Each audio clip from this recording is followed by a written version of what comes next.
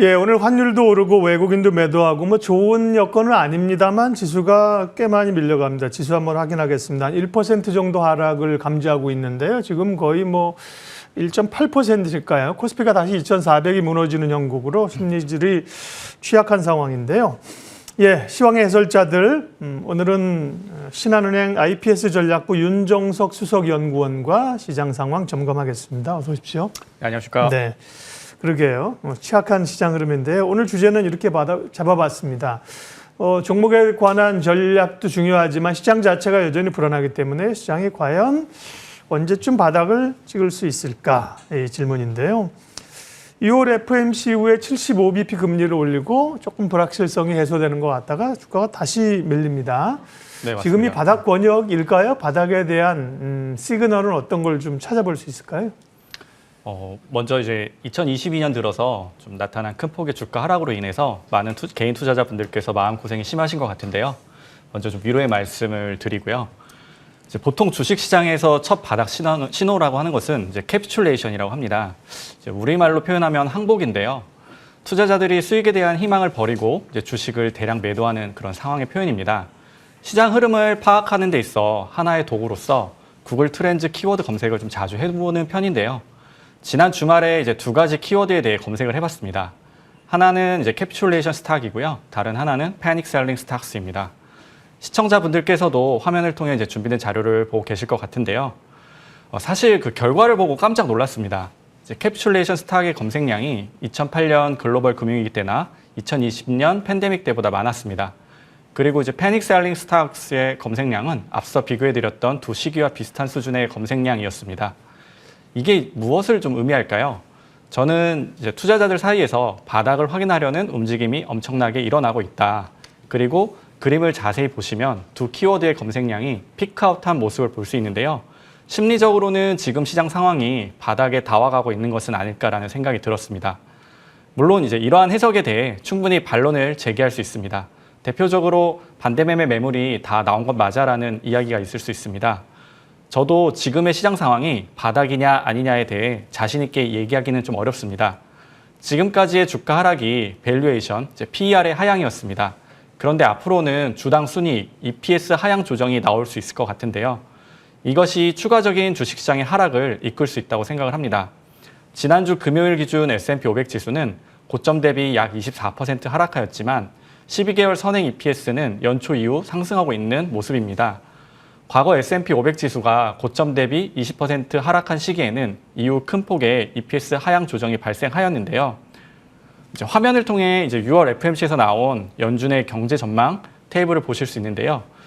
EPS는 명목 GDP와 밀접한 관련이 있습니다. 정말 단순하게 명목 GDP를 실질 GDP와 물가 상승분의 합이라고 한다면 미국의 2022년과 2023년, 2024년까지의 명목 GDP 전망치는 지난 3월 대비 하락했다고 말할 수 있습니다. 명목 GDP 전망치가 하향 조정된 점을 고려하면 S&P 500 기업들의 EPS 하향 조정도 예상이 됩니다. 그리고 미국 빅테크 기업들의 경우 해외 매출이 상당합니다. 지난 1분기보다 2분기에는 달러 강세 현상이 심화되고 있는데요. 달러 강세는 미국 빅테크 기업들의 EPS 하향 조정에 영향을 미칠 수 있는 요인입니다. 2분기 실적 시즌을 앞둔 7월 초쯤이 되면은 팩트셋이라든지 글로벌 IB들이 S&P 500 기업들에 대한 EPS 하향 조정을 시작할 것으로 예상하고 있습니다. 앞서 얘기하였던 두 가지 키워드 검색량이 피크아웃을 보여 심리적으로 바닥에 근접해 가는 것 같지만 EPS 하향 조정 가능성이 남아있다고 생각한다면 지금의 주가 수준이 바닥이 아닐 가능성이 높아 보입니다. 다만 꼭 드리고 싶은 말씀이 있는데요. 지금과 같은 시장 상황에서는 전망이 하루가 다르게 바뀔 수 있습니다. 그리고 시장의 바닥은 어느 누구도 모릅니다.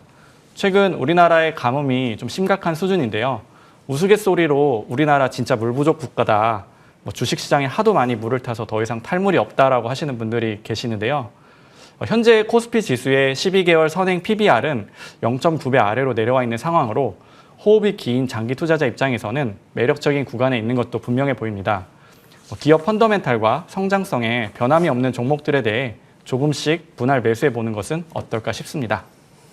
네, 앞서 이제 투자자들이 지쳐서 이제 떨어지는 거죠. 항복이라는 단어, 그 다음에 패닉셀링이라는, 그리고 우리가 이제 패닉 셀링은 투매 이렇게 얘기하죠. 그 단어 검색은 구글 트렌드 검색이면 이제 한국 시장을 대상으로 하는 건 아니고 전체 글로벌 시장이겠죠. 네, 전체 글로벌 시장을 네네. 뭐 미국 시장이나 우리나 비슷하겠지만 그런 거고요.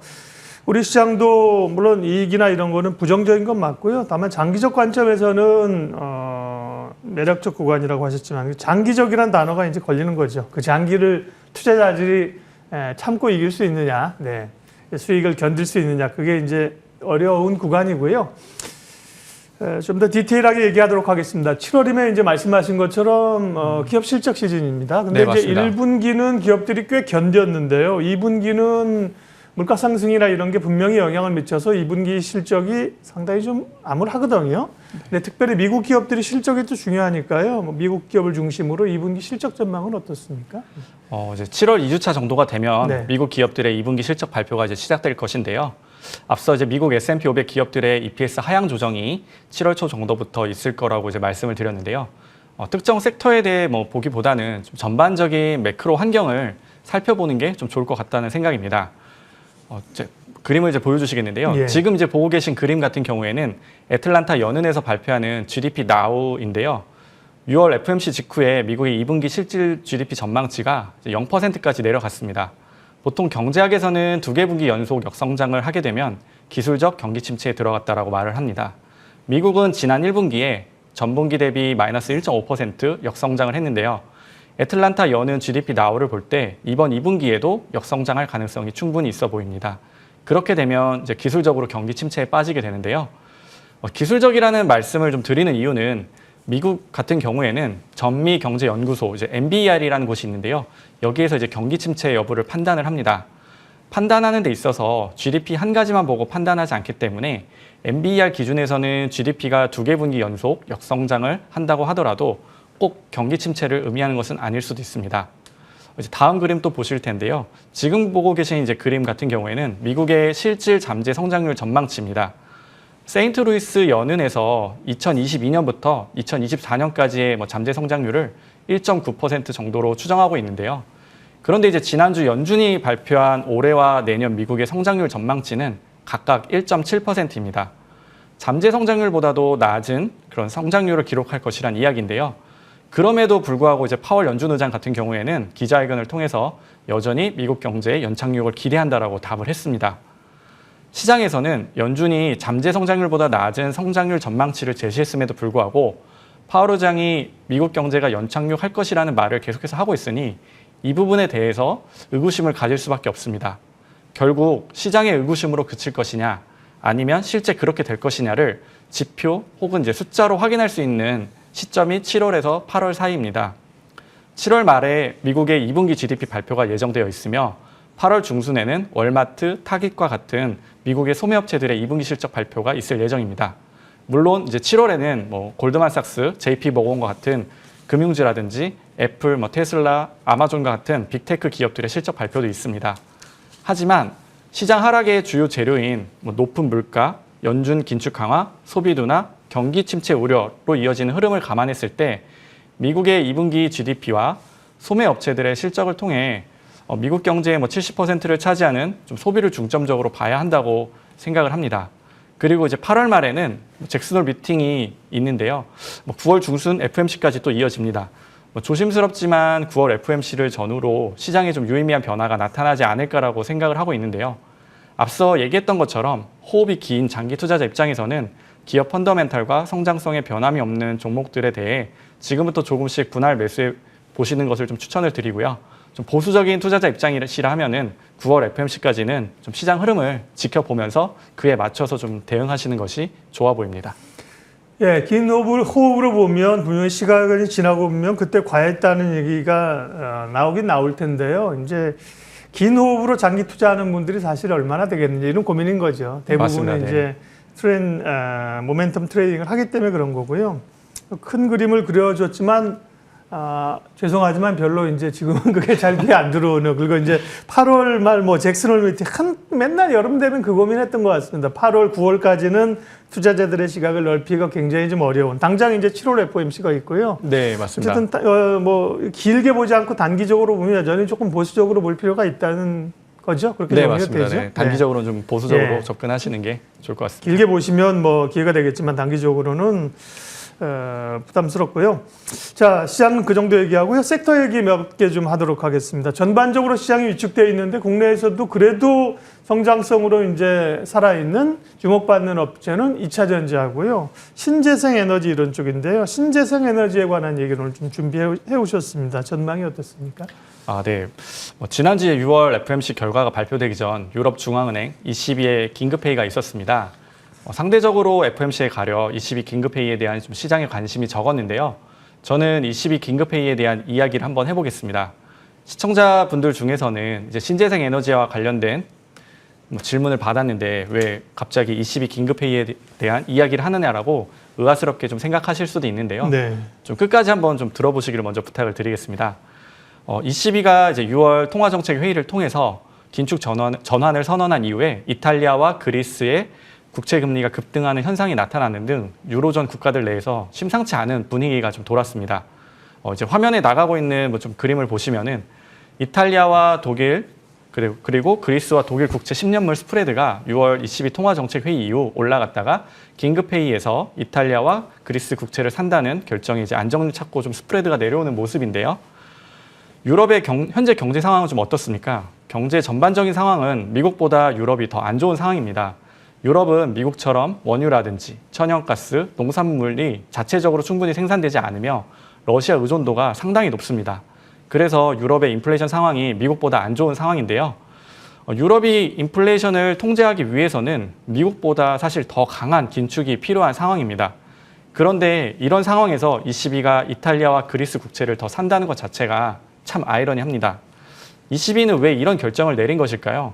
제가 생각하기에 ECB는 인플레이션은 당장 어쩔 수 없지만 이탈리아, 그리스 등 약한 고리 국가들에서 신용사건이 발생하면 유로존 자체가 붕괴될 수 있으니 일단은 좀 유로존 붕괴를 막자는 생각인 것 같습니다. 독일이나 프랑스 국민들은 어떻게 생각을 할까요? ECB는 물가는 안 잡고 도대체 무슨 짓을 하고 있는 거지? 이렇게 생각하지 않을까요?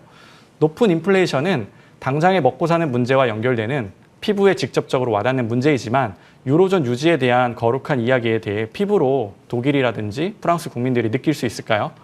이번 ECB의 긴급회의에서 내린 결정이 유로존 붕괴를 막기 위한 급한 불을 껐다라고 생각할 수도 있지만 이번 결정으로 인해 유럽 내 극우 정당들 중심으로 EU 분리 요구의 목소리가 나올 것 같습니다. 그리고 ECB도 결국에는 인플레이션을 잡기 위해 강한 긴축에 들어갈 수밖에 없다라는 생각인데요. 강한 긴축에 들어갈수록 팬데믹 이후 유로존 내에서 정부 부채 비율이 더 증가한 이탈리아와 그리스 등을 중심으로 한 국가들의 크레딧 문제는 금융시장에 스트레스로 작용할 수 있다는 판단입니다.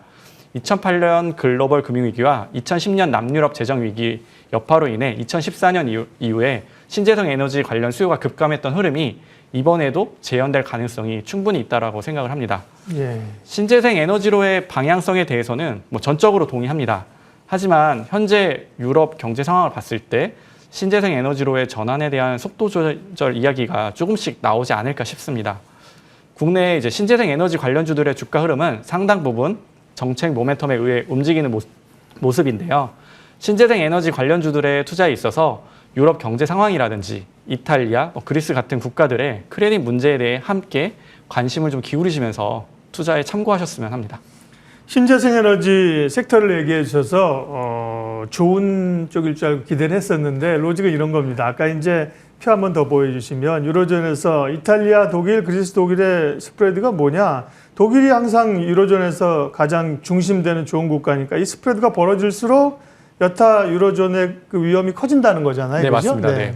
전반적으로 높아지고 그러다 보면 유럽 국가들이 신재생 에너지 필요하긴 하지만 제대로 투자하고 뭐 이러기에는 그럴 여지가 많지 않아서 신재생 에너지 기대감은 있지만 과도한 기대는 조금 낮추는 게 좋겠다. 이렇게 정리하면 되는 거죠? 네, 좀 이렇게 속도 조절에 대해서 좀 생각을 하셨으면 한다. 이 정도로 정리해 주셨으면 좋겠습니다. 네, 그러니까요. 국내에서는 네. 그래도 태양광, 풍력 이런 쪽에 좀 관심이 많은 상황이긴 한데요. 다음은 비료 사료주. 지금 뭐 약세장에서도 소위 뭐 에그플레이션이나 인플레이션으로 가장 각광받는 쪽이 비료 사료인데 다만 이제 변동성이 워낙 크게 나타나는 섹터여서요. 비료 사료주는 어떻습니까? 일단 미국 5월 이제 소비자 물가지수 CPI 발표 전에 블룸버그에서 좀 재미있는 기사를 하나 읽었는데요. 네. 이제 뭐 세 가지 지표를 봤을 때 인플레이션 압력이 완화될 것이다. 뭐 이런 내용의 기사였는데요. 세 가지 지표 중에 하나가 이제 비료 가격이었습니다. 간단하게 좀 설명을 드리면은 비료 가격과 식량 가격의 흐름은 상당히 좀 비슷합니다. 보통의 경우에 비료 가격이 내려간다는 얘기는 식량 가격도 내려갈 가능성이 있음을 의미하는데요. 화면에 이제 나가고 있는 자료를 보시면 블룸버그 기사대로 북미 비료 가격 지수는 3월 이후에 내려가고 있습니다. 그런데 이제 왜 내려갔을지를 좀 한번 생각해 볼 필요가 있는데요. 뭐 정말 간단합니다. 농번기가 끝났기 때문에 비료 가격이 내려간 것입니다. 이런 것을 이제 보통 계절성이라고 하는데요. 즉 이제 비료 가격이 일시적으로 계절적 요인으로 인해 내려갔음을 의미합니다. 이제 다음 나가는 화면을 좀 참고하시면 좋을 것 같은데요. 네. 이제 현재 화면에 보여지는 자료를 보시면은 비료 가격 같은 경우에는 석탄과 천연가스 등 에너지 가격의 영향을 당연하게 받고 있는 구조입니다. 석탄과 천연가스로부터 암모니아를 생산하게 되고요. 암모니아에서 다시 요소를 생산하고 그 요소를 활용해서 비료를 만듭니다. 이제 또 다음 자료 두 개가 또 나갈 텐데요. 석탄과 천연가스, 암모니아, 비료 가격이 비슷한 흐름을 서로 함께 움직이는 모습을 보실 수 있는데요. 지정학적 리스크가 좀 지속된다라는 전제 하에서는 에너지 가격이 좀 쉽게 내려오기는 어려워 보입니다. 물론 이제 경기 침체 우려라는 변수가 있지만 그럼에도 주요 IB들 전망을 보게 되면은 올 하반기에 유가 하단 값은 뭐 한 $90 정도 됩니다. 에너지 가격이 뭐 고공행진을 한다면 비료 가격도 함께 좀 강세를 보일 가능성이 있다라고 보고요. 국내 같은 경우에는 가을에 파종하지 않지만 뭐 이제 미국이나 유럽 같은 경우에는 가을에도 이제 파종을 합니다. 국내 비료업체들에게는 좋은 수출 기회가 될 수도 있을 것 같고요. 그다음에 미국의 비료 가격이 한국보다 대략 한 2배 정도 비싼데요. 뭐 그것들을 감안하면 국내 비료업체들의 수익성 개선에도 좀 좋은 기회가 될 수 있을 거라고 판단을 합니다. 그래서 향후에 좀 에너지 가격의 흐름에 대해서 좀 주목해 보시면서 비료 가격도 좀 함께 지켜보시면 좋을 것 같습니다. 네. 우리가 뭐 방산업체도 그렇고 농기계 업체도 그렇고 비료도 그렇고 다 사실 수출을 하고 있다는 거잖아요. 우리가 간과하고 있는 포인트가. 비료 업체들 주목해 볼 필요 있다는 말씀까지 해서 시장 전략 마치겠습니다. 신한은행 IPS 전략부 윤종석 수석연구원 함께했습니다. 고맙습니다. 네, 고맙습니다.